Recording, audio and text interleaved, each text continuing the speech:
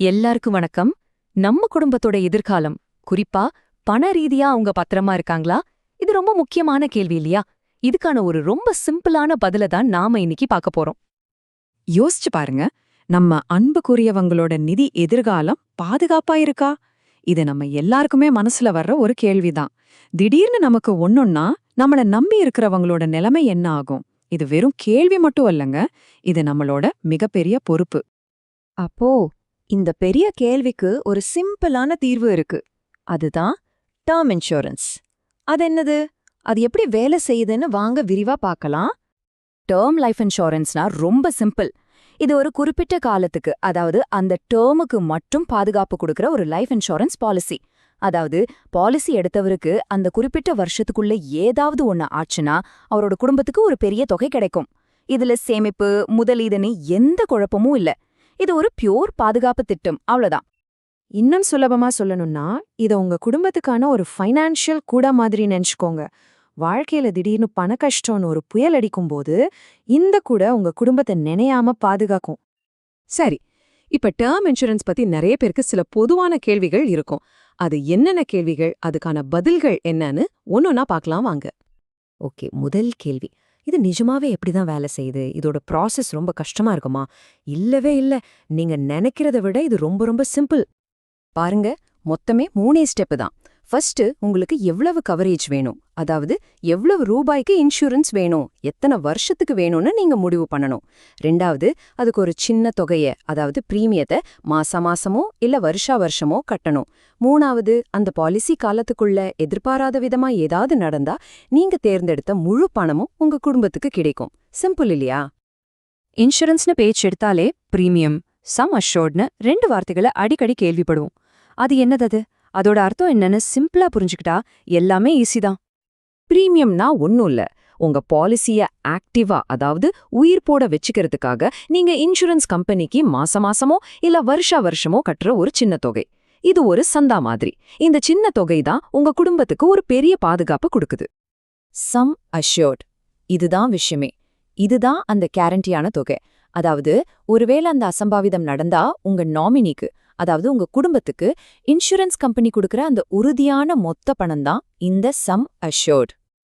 சரி, மார்க்கெட்ல எத்தனையோ இன்சூரன்ஸ் பாலிசி இருக்கே, அதுல இருந்து இந்த டேர்ம் இன்சூரன்ஸ் மட்டும் எப்படி அழகா? இது ஏன் ஸ்பெஷல்? இத தெரிஞ்சுக்கிறது ரொம்ப ரொம்ப முக்கியம். இங்க பாருங்க, டேர்ம் இன்சூரன்ஸ்ங்கிறது முழுக்க பாதுகாப்புக்காக மட்டும்தான். இதுல சேமிப்பு, ரிட்டர்ன்ஸ்னு எதுவும் கிடையாது.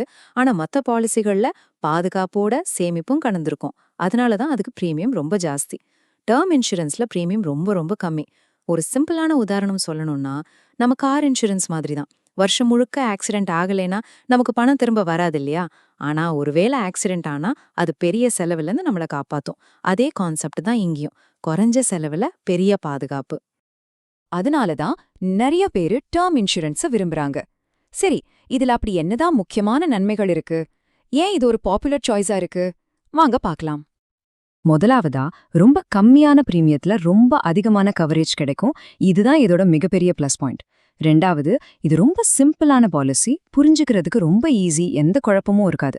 மூணாவதா, உங்களை நம்பி இருக்கிறவங்களுக்கு ஒரு பெரிய நிதி பாதுகாப்பு கொடுக்கும். உங்க கடன், இஎம்ஐ மாதிரி விஷயங்களையும் இது கவர் பண்ணிடும். கடைசியா, நீங்க கட்டுற பிரீமியத்துக்கு வரி விலக்கும் கிடைக்கும். என்ன ஒரு ஆல்ரவுண்டர் பாருங்க. 1 கோடி ரூபாய் பார்க்கறதுக்கு எவ்வளோ பெரிய தொகையா இருக்கு இல்லையா? ஆனா நம்புங்க, இவ்ளோ பெரிய பாதுகாப்பே நீங்க மாசம் ஒரு சினிமா டிக்கெட் வாங்குற செலவுல இல்லனா ஒரு பீட்சா வாங்குற செலவுல வாங்கிட முடியும். இதுதான் டேர்ம் இன்சூரன்ஸோட பவர். நினைச்சு பார்க்கவே ஆச்சரியமா இருக்குல்ல? ஓகே, இதெல்லாம் கேட்டது உங்களுக்கு ஒரு கேள்வி வரலாம். சரி, இது யாருக்கெல்லாம் தேவை? இது எனக்கு சரியானதா இருக்குமா? வாங்க தெரிஞ்சுக்கலாம். நீங்க இப்பதான் வேலைக்கு சேர்ந்த ஒரு யங் ப்ரொஃபஷனலா, உங்களுக்கு இது தேவை. உங்களுக்கு புதுசா கல்யாணம் ஆயிருக்கா? கண்டிப்பா தேவை. உங்களுக்கு சின்ன குழந்தைங்க இருக்காங்களா?